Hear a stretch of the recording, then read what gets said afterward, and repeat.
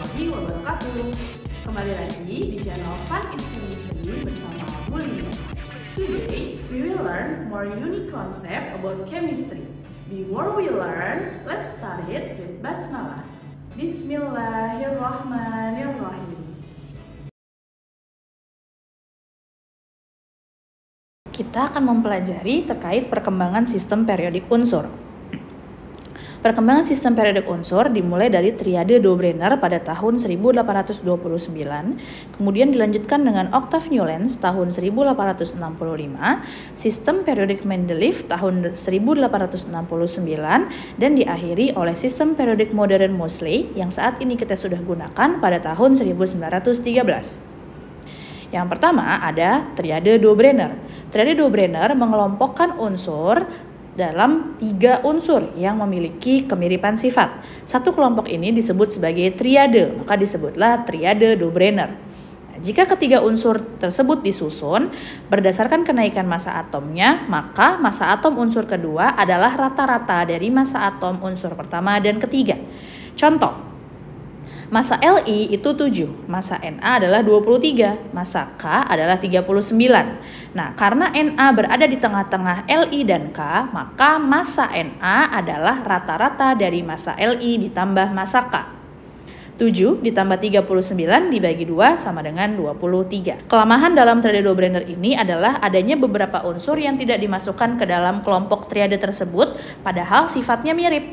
Jadi intinya triade Dobrener ini mengelompokkan berdasarkan 3 unsur yang mirip-mirip gitu ya, mirip sifatnya.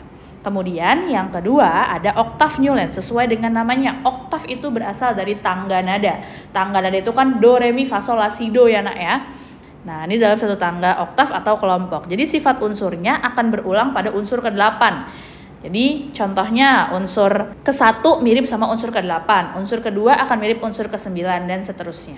Gitu ya. Kelemahannya ada beberapa kolom yang isinya lebih dari 1 unsur karena sifatnya mirip. Nah, ini masih terus dikembangkan ya di Octave Newlands. Kemudian yang ketiga itu ada sistem periodik Mendeleev. Sistem periodik Mendeleev ini disusun berdasarkan kenaikan massa atom dan kemiripan sifatnya. Nah, ini sudah mulai disusun berdasarkan kenaikan massa atom serta kemiripan sifatnya. Nah, ini masih adanya kotak-kotak yang kosong karena masih belum ditemukan unsur pada saat itu, gitu ya. Kelemahannya adanya penempatan unsur-unsur yang tidak sesuai dengan urutan kenaikan massa atom. Harusnya kan I dulu ya, baru Te, karena I itu 127, Te-nya 128. Tapi karena hal ini berterbalikan dengan kemiripan sifat, maka tidak sesuai dengan urutan kenaikan massa atom. Kemudian yang terakhir ada sistem periodik modern atau Moseley yang saat ini kita gunakan.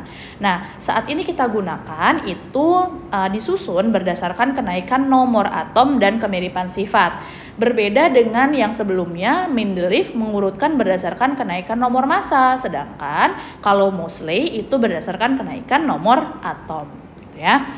Nah, lajur vertikal itu disebut sebagai golongan ya, berdasarkan kemiripan sifat, sedangkan lajur horizontal atau periode disusun berdasarkan kenaikan nomor atom. Nah, ini yang sekarang kita gunakan ya nak ya.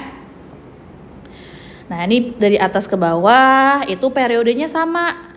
Jadi periode 1 sampai dengan periode